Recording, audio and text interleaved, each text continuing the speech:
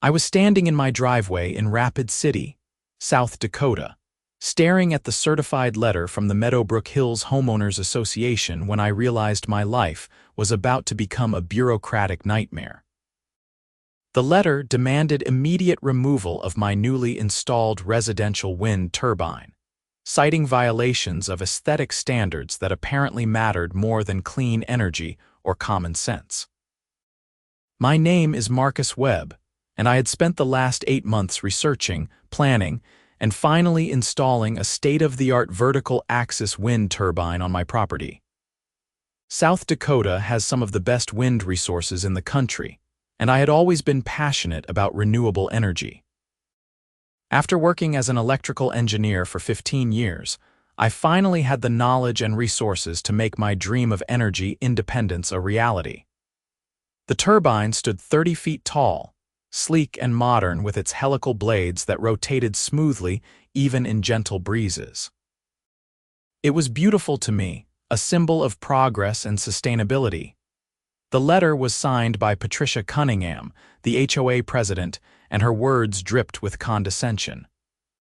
According to her, my windmill was an eyesore that diminished property values and violated Section 12.4 of the Community Guidelines regarding exterior modifications. I read through the letter 3 times, my anger building with each pass. There was no mention of the months of permits I had obtained from the city, the structural engineering reports, or the fact that I had specifically chosen a design that was quieter and less intrusive than traditional horizontal axis turbines. I walked back into my house and tossed the letter onto my kitchen counter. My wife Sarah looked up from her laptop, concern crossing her face as she saw my expression. "What is it?" she asked. "The HOA wants me to tear down the turbine," I said flatly. "Patricia Cunningham says it is against aesthetic standards." Sarah stood up and grabbed the letter, scanning it quickly. "This is ridiculous. You got all the proper permits. The city approved everything. How can they just demand you remove it?" "Because apparently the HOA covenant supersedes common sense," I muttered, pulling out my phone. "I need to call David. David Chen was my lawyer and an old college friend. If anyone could help me navigate this mess, it was him." He answered on the 3rd ring and I explained the situation. There was a long pause before he spoke. "Marcus, HOA covenants can be tricky. They often do have the legal authority to enforce aesthetic standards even if you have municipal permits, but there are exceptions, especially for renewable energy installations. South Dakota actually has some interesting case law on this. Can you send me everything? The HOA covenants, your permits, the installation specs, all of it." "I will send it right now," I said. "David, I am not taking this down. This turbine is generating significant power. I am not backing down on this. I know. Just give me a few days to review everything. In the meantime, do not respond to the HOA yet. Let me handle the communications." After hanging up, I spent the rest of the evening compiling documents. The turbine had cost me $40,000 to install, but it was already producing results. My electric bills had dropped by 70% in the 2 months since activation. On windy days, which were frequent in South Dakota, the turbine generated more power than my household consumed, and the excess fed back into the grid through a net metering agreement with the utility company. 3 days later, I received another letter from the HOA. This one was more aggressive, threatening daily fines of $100 if I did not begin removal within 7 days. I forwarded it to David immediately. "They are really pushing this," David said when he called back, "but I found something interesting. Your turbine is not just powering your home, right? You have a net metering agreement. Yes, excess power goes back to the grid. Why? Because I pulled the utility data for your neighborhood. Marcus, do you realize how much power you are generating? On average days, you are producing about 40 kilowatt hours. Your house uses maybe 30. That extra 10 kilowatt hours is going somewhere. It goes back to the grid. That is how net metering works. Right, but the grid in your neighborhood is relatively small and localized. I contacted a friend at the Public Utilities Commission, and she's going to look into exactly where your excess power is being distributed. I have a hunch that might be very useful. A week later, I received a formal notice that the HOA had scheduled a hearing for the following Thursday evening. I was required to appear before the board to discuss the violation and present any defense I might have. Failure to appear would result in automatic fines and potential legal action. David advised me to attend, but to let him do most of the talking. "We are still gathering information," he said.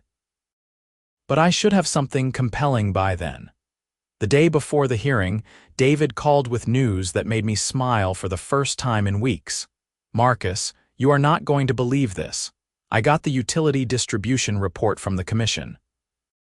Your wind turbine is not just feeding power back into the general grid. Because of how the local distribution system is set up, your excess energy is being routed directly to the homes in your immediate area. We are talking about a radius of about 8 blocks.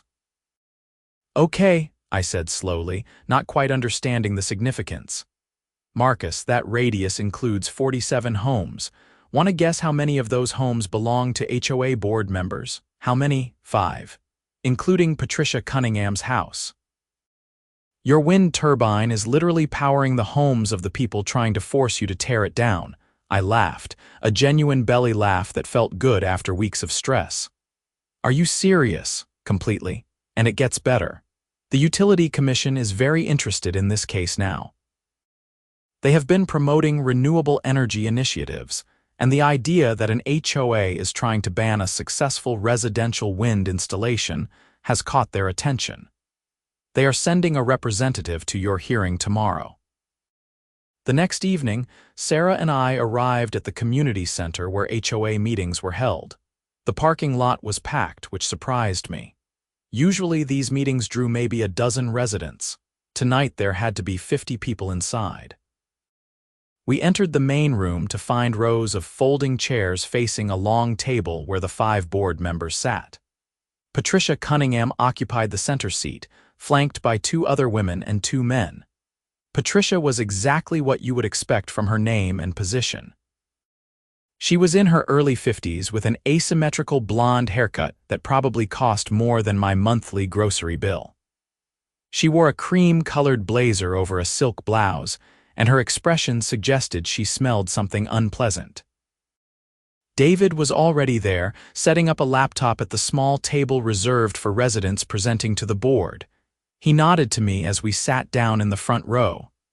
"Good evening, everyone," Patricia said, calling the meeting to order. "We have a significant matter to address tonight regarding a violation of our community aesthetic standards. Mr. Webb, please come forward." I stood and moved to the table next to David. Patricia shuffled some papers and looked at me with barely concealed disdain. "Mr. Webb, on October 15th, you installed a wind turbine on your property without seeking approval from the Architectural Review Committee.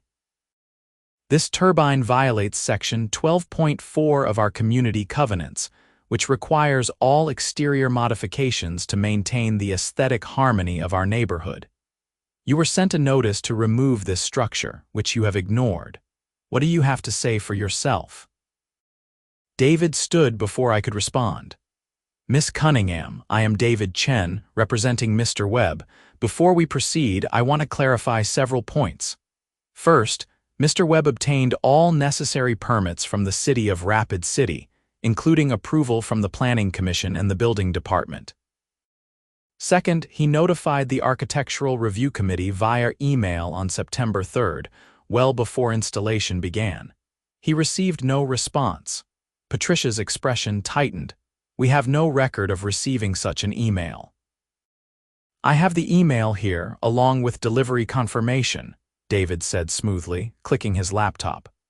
The screen behind us lit up with a projected image of the email, time-stamped and addressed to the official HOA email address. As you can see, it was delivered successfully. The lack of response within the 30-day window specified in the covenants constitutes tacit approval according to Section 8.2. One of the other board members, a thin man named Gerald Hodges, leaned forward. Even so, the structure violates our aesthetic standards. It is visible from the street and is inconsistent with the character of our neighborhood. Inconsistent how? David asked. The turbine is mounted on Mr. Webb's property, set back appropriately from all property lines. It is a modern, vertical axis design specifically chosen for its aesthetic appeal. Unless you can demonstrate objective harm, you cannot simply ban it because you personally dislike it. Patricia's face was reddening. It is not about personal preference. It is about maintaining property values for all residents. That thing is an eyesore. Actually, a new voice said from the back of the room, I would like to address that point. A woman in her 30s wearing a business suit walked forward. She handed Patricia a business card. I am Jennifer Alvarez with the South Dakota Public Utilities Commission. I am here tonight because this case has implications beyond your HOA. Patricia looked flustered. I am not sure why the Utilities Commission would be involved in an HOA covenant matter. Because Mr. Webb's wind turbine is not just a residential installation. It is an active distributed energy resource that is contributing to the local grid stability. I have reviewed the installation, and it meets all safety and technical standards. More importantly, it is generating excess power that is being utilized by other homes in this community. Jennifer set up her own laptop, and a detailed electrical grid map appeared on the screen. She pointed to various sections as she spoke. This map shows the local distribution system for your neighborhood. Mr. Webb's home is here, and his turbine feeds into this junction. Because of how the system is configured, excess power generated by his turbine is routed to homes in this immediate area. She highlighted several streets on the map.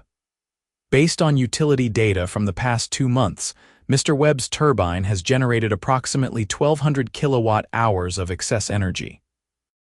That power has been distributed to 47 homes in this neighborhood, reducing their draw from the main grid and contributing to overall system efficiency.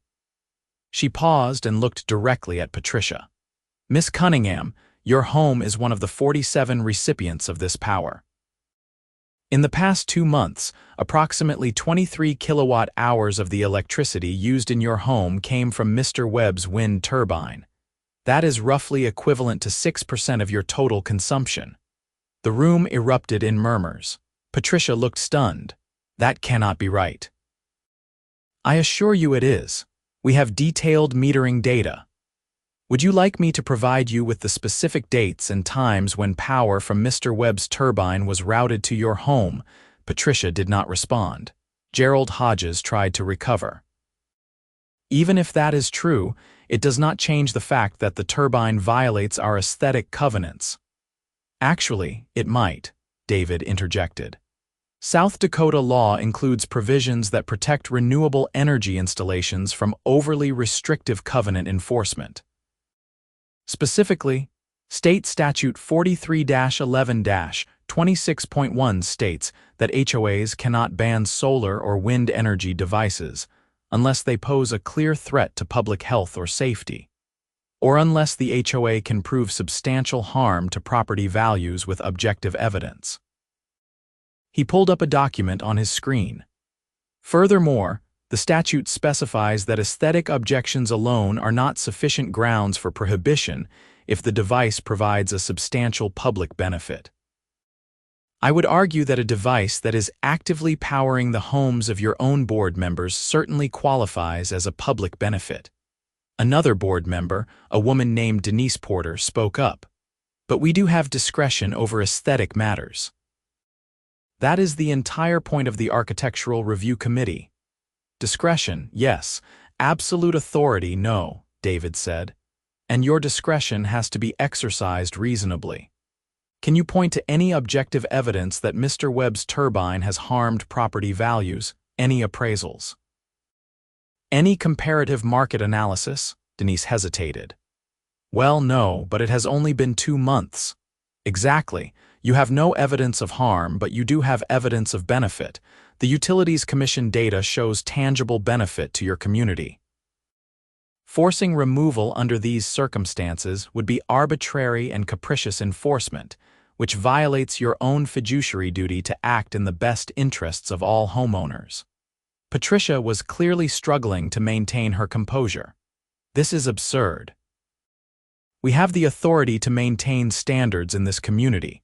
If we allow wind turbines, what is next? Solar panels covering entire roofs, satellite dishes. Solar panels are already protected under the same statute, David said calmly. And yes, Miss Cunningham, that is exactly what should be next. Renewable energy is the future, and attempts to ban it based purely on aesthetics are not only legally questionable but also incredibly short-sighted. A man from the audience stood up. I recognized him as Tom Bradley, who lived 3 streets over. I want to say something. I have been tracking my electric bills, and they have been lower the past 2 months than they have been in years. I did not know why until tonight. If Marcus's turbine is helping reduce costs for the neighborhood, why would we want to remove it? Several other residents voiced agreement. Patricia banged a gavel, which I had not even realized she had. Order, please. This is not a town hall. Actually, David said, according to your own bylaws, Section 5.7, any resident may speak during a hearing if the matter under discussion affects them directly. I think power generation affecting the entire neighborhood qualifies. Patricia looked ready to explode. She conferred briefly with the other board members in hushed whispers. Finally, she turned back to us. We will take this matter under advisement and issue a decision within 10 business days. Unacceptable, David said firmly. Mr. Webb is currently facing daily fines under your initial notice. You need to suspend those fines immediately pending your decision. Fine, Patricia snapped. The fines are suspended. This hearing is adjourned. The next week was tense. David assured me that we had a strong case, but I knew Patricia would not give up easily. He was right. 8 days after the hearing, I received an official decision from the board. They had voted 3-2 to uphold the violation and demand removal of the turbine, but they graciously extended the deadline by 30 days. The dissenting votes came from 2 newer board members who apparently had functioning brains. They are doubling down, I told David when I called him. What do we do now? Now we file a lawsuit, he said. I was hoping it would not come to this, but they have left us no choice. We are going to seek a declaratory judgment that the HOA covenant is unenforceable under state law, and we are going to ask for attorney fees and damages for the harassment. How long will that take? Months, probably. But in the meantime, we will file for a temporary restraining order to prevent them from fining you or taking any enforcement action while the case is pending. True to his word, David filed the lawsuit the next day. The case was assigned to Judge Rebecca Morrison in the Pennington County Circuit Court. The hearing for the temporary restraining order was scheduled for 2 weeks later. During those 2 weeks, things escalated. Patricia apparently decided that if she could not force me to remove the turbine through official channels, she would make my life miserable in other ways. I started receiving violation notices for the most petty things imaginable. My grass was allegedly a 1/4 inch too tall. My garbage cans were visible from the street for 15 minutes longer than allowed on trash day. My mailbox was supposedly the wrong shade of black.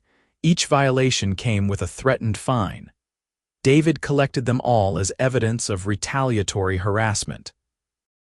The day before the court hearing, something happened that changed everything.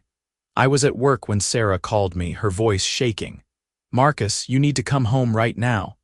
What is wrong? Are you okay? I am fine, but someone vandalized the turbine. The blades are damaged and there is spray paint all over it. I left work immediately and raced home. When I pulled into my driveway, I felt sick. The beautiful helical blades of my turbine were bent and cracked, clearly struck with something heavy. Bright red spray paint covered the tower with the words eyesore and take IT down. I called the police, and Officer Janet Reeves arrived within 20 minutes. She took photos and a detailed report. When I explained the ongoing dispute with the HOA, her expression became serious. "Do you suspect anyone specifically?" she asked. "I do not have proof, but the timing is suspicious. I have a court hearing tomorrow against the HOA. Do you have any security cameras?" I did. I had installed a camera system 6 months earlier, primarily to monitor the turbine installation process. "Yes, let me pull up the footage." We went inside, and I accessed the camera system on my computer. The cameras covered most of my front yard, including a clear view of the turbine. I found footage from the previous night at around 2 in the morning. The video showed a pickup truck pulling up to the curb. 2 figures wearing dark clothing and ski masks got out. One carried what looked like a baseball bat, the other had spray paint cans. They spent about 10 minutes attacking the turbine before driving away. The video quality was good enough to capture the truck's license plate clearly. Officer Reeves took down the plate number. "I will run this and follow up." This is criminal mischief at minimum, possibly more depending on the damage value. The turbine cost $40,000 initially. I do not know what repairs will cost, but it will not be cheap. Then we are definitely looking at felony criminal mischief. I will be in touch. After she left, I called David and sent him the video footage. His reaction was immediate and forceful. "This changes everything. We are going to bring this to the judge tomorrow. This shows a pattern of harassment and intimidation. Marcus, do not repair anything yet. I want the judge to see the damage."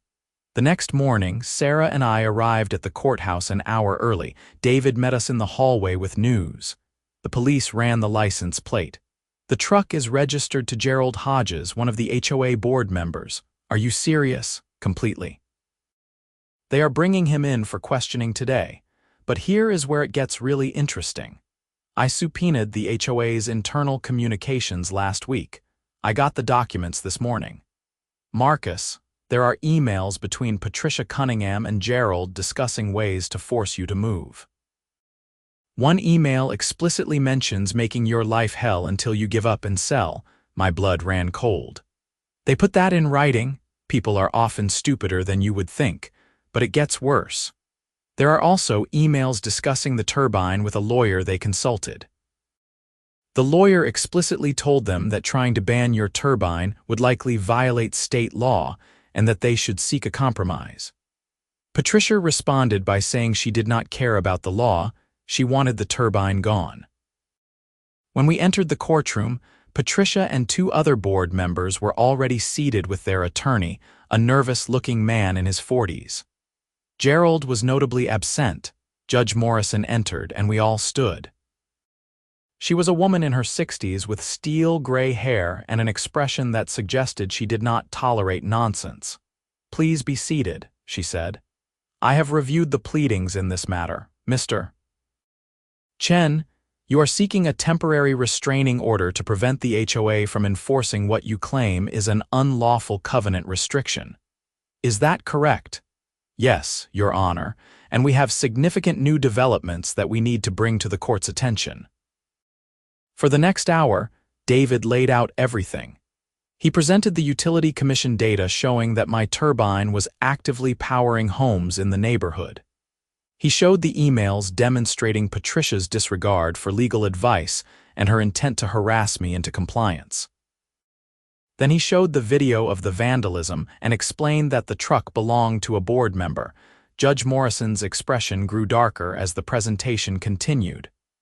When David finished, she turned to the HOA's attorney. "Mr. Reynolds, do you have any response to these allegations?" Reynolds looked like he wanted to disappear. "Your Honor, I was not aware of the vandalism allegations until this moment. As for the emails, I will need to consult with my clients before responding." "The emails came from your client's official HOA accounts. They are authenticated." "Do you deny their contents?" "No, Your Honor, but context matters." "Context."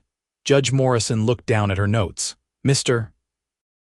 Reynolds, the context appears to be that your clients received legal advice that their position was untenable, ignored that advice, and then engaged in a campaign of harassment culminating in criminal vandalism of Mr. Webb's property. Is that the context you want me to consider?"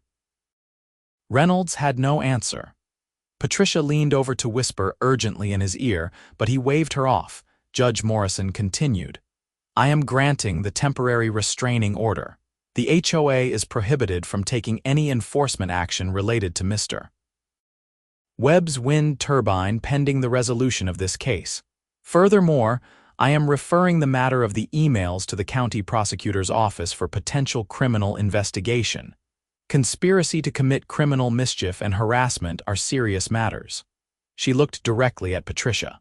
Miss Cunningham, I am putting you on notice.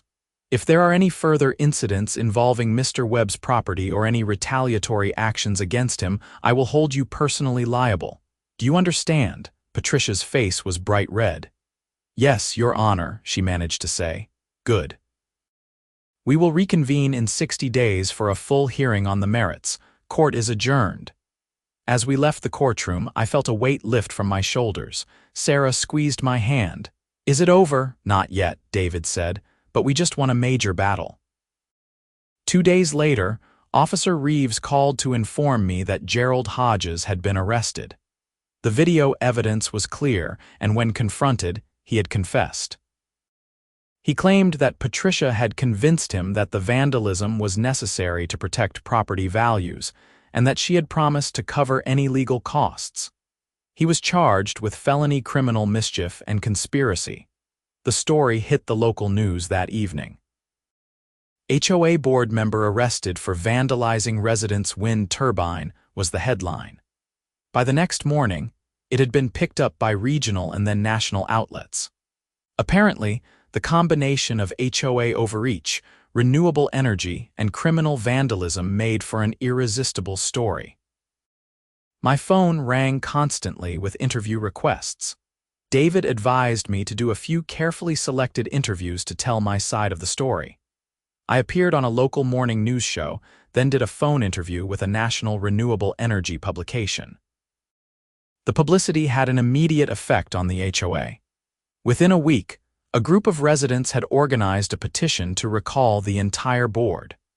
The petition cited abuse of authority, waste of HOA funds on unnecessary legal battles, and conduct unbecoming of community leaders. I stayed out of the recall effort, but Sarah attended some of the organizing meetings. She came home from one with a huge smile. Marcus, you are not going to believe this. Over 80% of the homeowners have signed the recall petition. People are furious. Not just about what they did to you, but about years of petty enforcement and wasted money. Your case was apparently the last straw. The recall election was held 6 weeks later. All 5 board members were removed and replaced with new representatives who ran on a platform of reasonable governance and sustainability. One of the new board members, a woman named Lisa Hernandez who worked as an environmental engineer, called me the day after the election. Mr. Webb, I want to apologize on behalf of the community for what you have been put through. The new board is committed to being supportive of renewable energy, not hostile to it. We are actually discussing adopting new guidelines to encourage solar and wind installations. I appreciate that, I said. I never wanted this to become such a big fight. I just wanted to generate clean energy. We understand. We are also discussing whether the HOA should pursue its own community solar project. Would you be willing to consult with us on that? I agreed, and over the following months, I worked with the new board to develop comprehensive guidelines for residential renewable energy. The guidelines protected homeowners' rights to install solar panels and wind turbines while providing reasonable standards for safety and placement. The criminal case against Gerald Hodges moved forward. He eventually pleaded guilty to felony criminal mischief and was sentenced to 2 years probation, community service, and ordered to pay full restitution for the damage to my turbine. The repairs cost $18,000, which he was required to pay.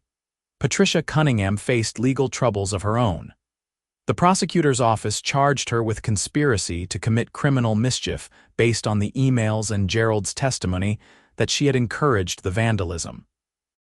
Her case went to trial and I was called to testify. Sitting in the witness box, I recounted the entire ordeal.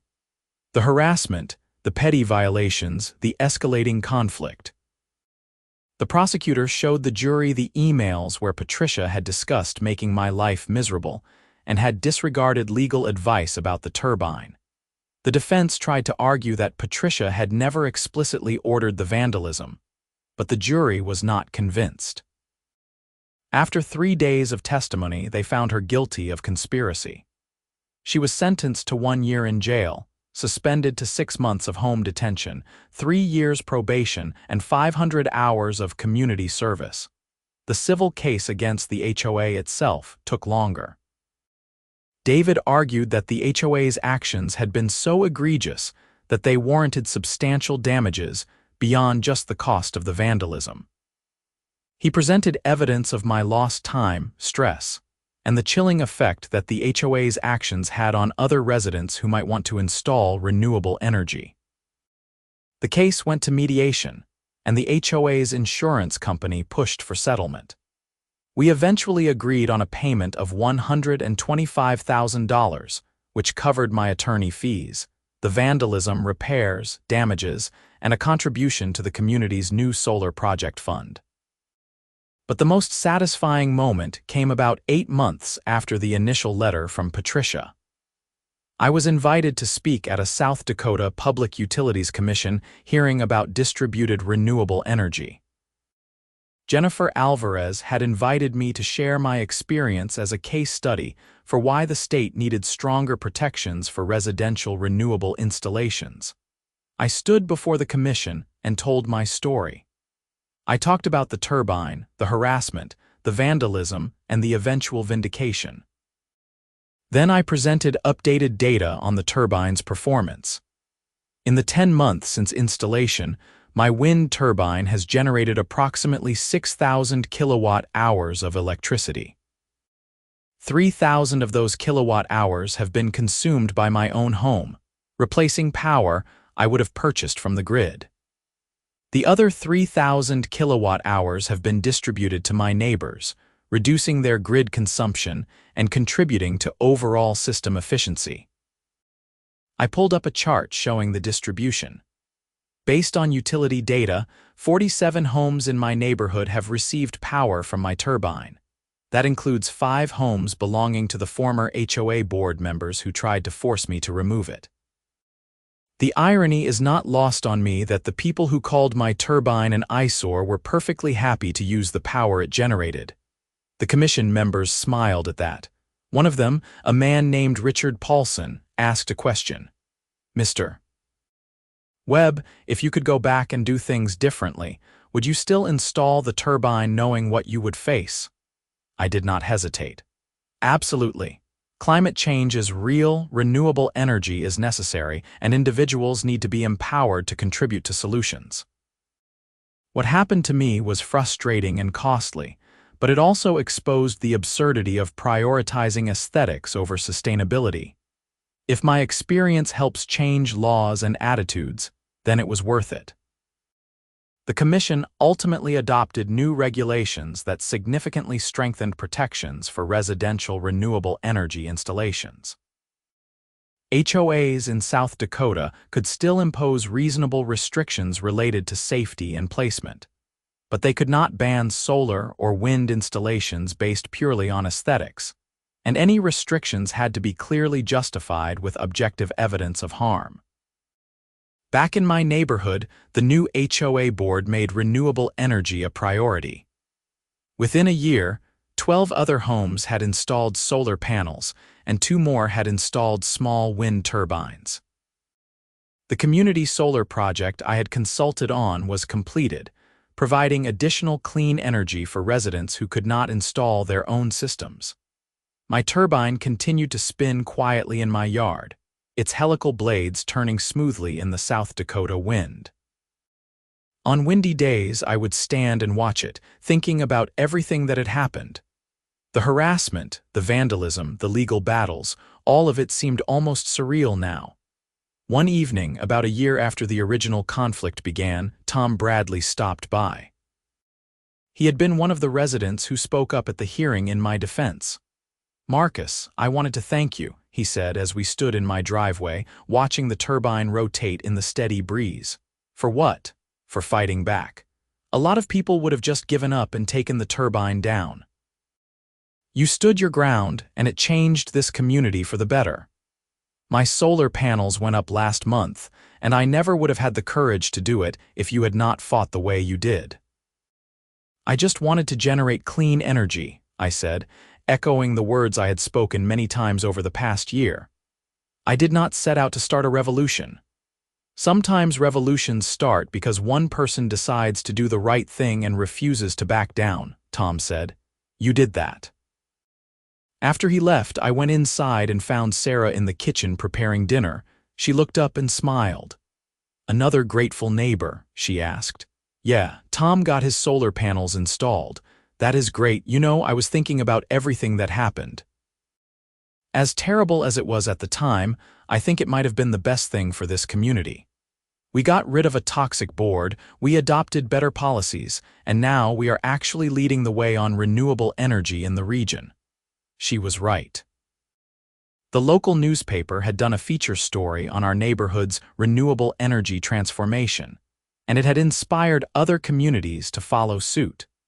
Several other HOAs in South Dakota had revised their covenants to be more supportive of sustainable energy.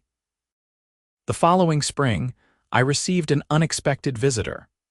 A young woman named Emily Rodriguez knocked on my door and introduced herself as a law student at the University of South Dakota. "Mr. Webb, I am writing my thesis on HOA governance and renewable energy rights. Your case is a central example. Would you be willing to answer some questions?" I invited her in and spent 2 hours talking through every detail of the conflict. She was particularly interested in the legal strategies David had used and how the Utility Commission's involvement had changed the dynamics. "Your case has already been cited in 3 other lawsuits across the country," she told me.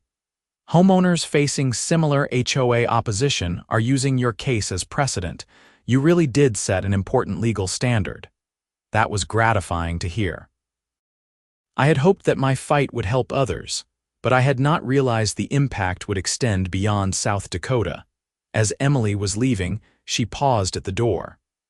"Can I ask you something personal? Was there ever a moment when you thought about just giving up and removing the turbine? When it seemed easier to just comply?" I thought about it carefully before answering.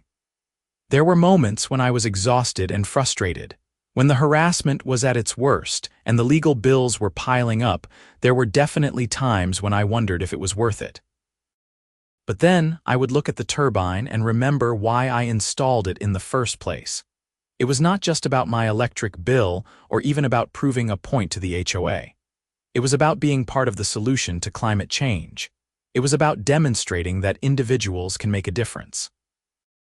And once I framed it that way, giving up was not an option." Emily smiled. "That is exactly the kind of conviction we need more of. Thank you for your time, Mr. Webb." The second summer after the turbine installation, the South Dakota Renewable Energy Association invited me to speak at their annual conference in Sioux Falls. It was a large event with hundreds of attendees from across the state and region. I was nervous about speaking to such a large audience, but David, who attended with me, was encouraging. "Just tell your story," he said.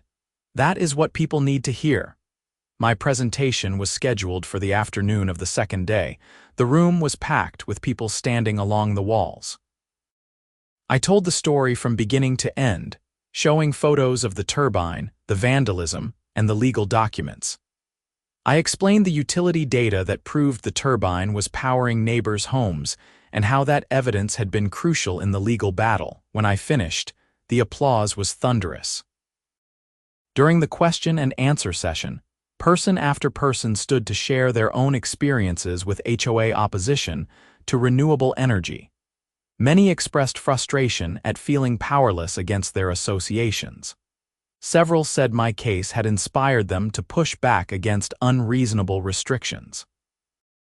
One man, a retired engineer named Frank Whitmore, asked a question that got to the heart of the issue. Mr. Webb, why do you think HOAs are so resistant to renewable energy? Is it really just aesthetics, or is there something deeper? I thought about Patricia Cunningham and her obsessive need for control, her dismissal of legal advice, her willingness to break the law rather than accept change. I think aesthetics is the excuse, not the reason, I said. The real issue is control and resistance to change. HOAs attract a certain type of person who wants to micromanage their environment and their neighbors. Renewable energy represents change, independence, and a different set of priorities. Some people find that threatening. They have built their identity around maintaining a specific image of what a neighborhood should look like, and anything that challenges that image feels like a personal attack. I paused, gathering my thoughts. But here is what they do not understand. The world is changing whether they like it or not. Climate change is not going to wait for them to approve the aesthetics of solar panels. Energy independence and sustainability are not fads. They are necessities. HOAs that resist this change are not protecting property values.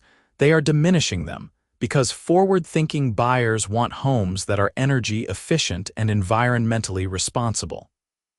The audience applauded again, and I saw many people nodding in agreement.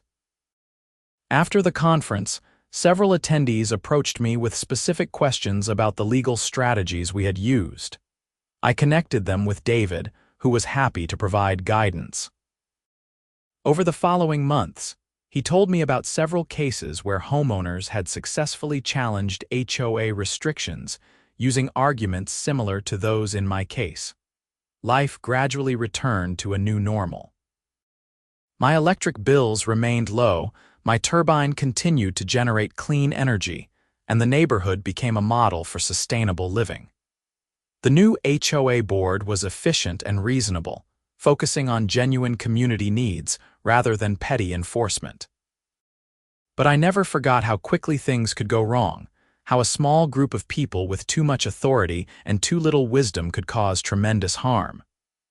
I stayed involved with the HOA, attending meetings and serving on the sustainability committee. I was determined to help ensure that what happened to me would not happen to anyone else. 2 years after the turbine installation, a young couple moved in 3 houses down from me.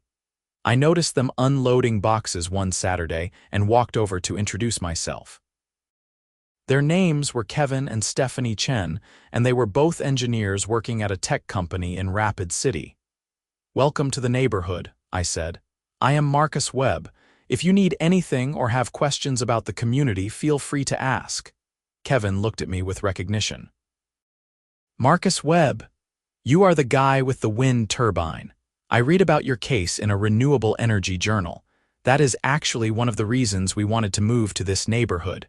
We are planning to install solar panels, and we wanted to be somewhere supportive of that." "You will find this community very supportive now," I said, and then I told them the short version of the story. Stephanie shook her head in amazement. "I cannot believe an HOA would go that far, but I am glad you fought back. We need more people willing to stand up for what is right." Over the following weeks, I helped Kevin and Stephanie navigate the HOA approval process for their solar installation. The new board approved their plans within 2 weeks with no drama or resistance. The contrast with my own experience was stark and gratifying. As their panels were being installed, Kevin came over with a bottle of wine as a thank you gift. "You know, Marcus, Stephanie and I were talking last night about your case. You did not just win a legal battle. You changed the culture of this entire community. That is rare and valuable." "I just did not want to take down my turbine," I said with a laugh. "No, it is more than that. You stood on principle when it was expensive and difficult. A lot of people talk about supporting renewable energy, but when faced with actual opposition, they fold. You did not.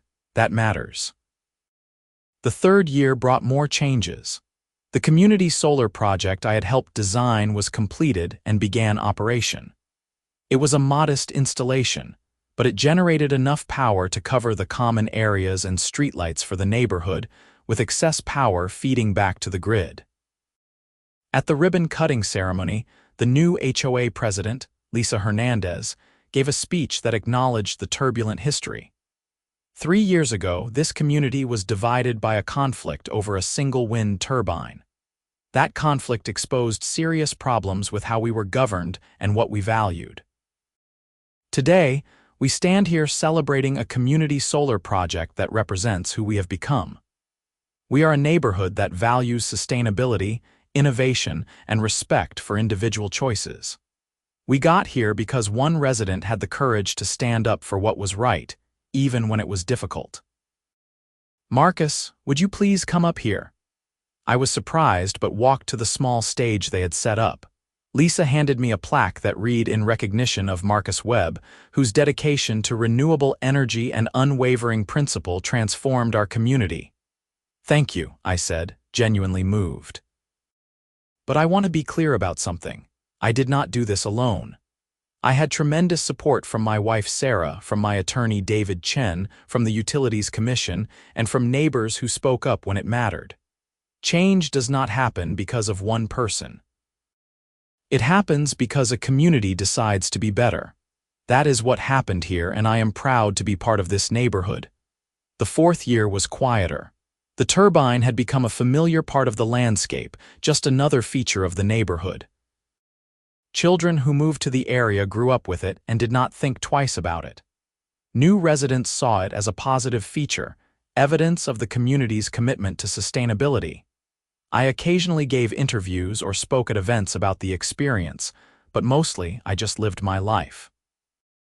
I worked, spent time with Sarah, and enjoyed the satisfaction of watching my turbine spin in the wind, generating clean energy day after day. One autumn evening, I was doing some routine maintenance on the turbine when a car pulled up. An older woman got out, and I recognized her immediately. It was Patricia Cunningham. I had not seen her since the trial nearly 3 years earlier. She approached hesitantly.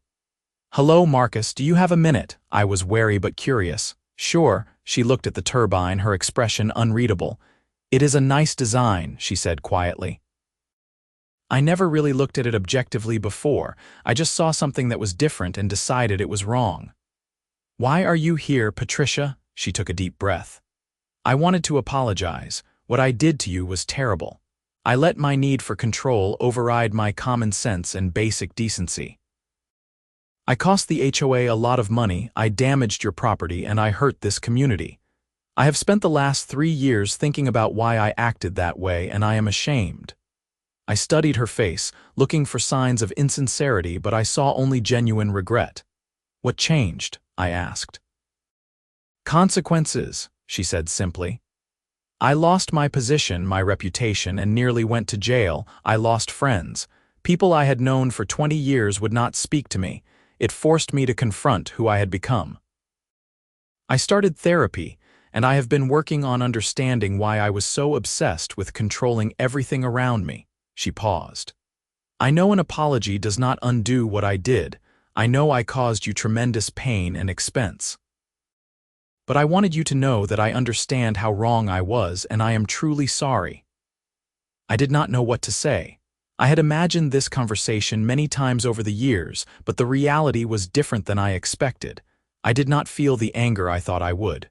Mostly, I just felt sad for her. "I appreciate you coming here and saying this," I said finally.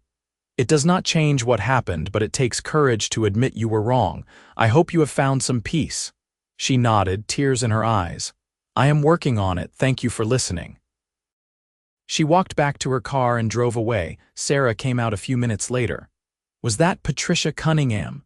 "Yes, she came to apologize." "Wow, how do you feel about that?" "Honestly, I do not know. Part of me wants to hold on to the anger, but mostly I just feel relieved that it is truly over. She has to live with what she did. I get to live with a clear conscience and a working wind turbine." Sarah hugged me. "You are a good person, Marcus Webb." The 5th year brought national recognition.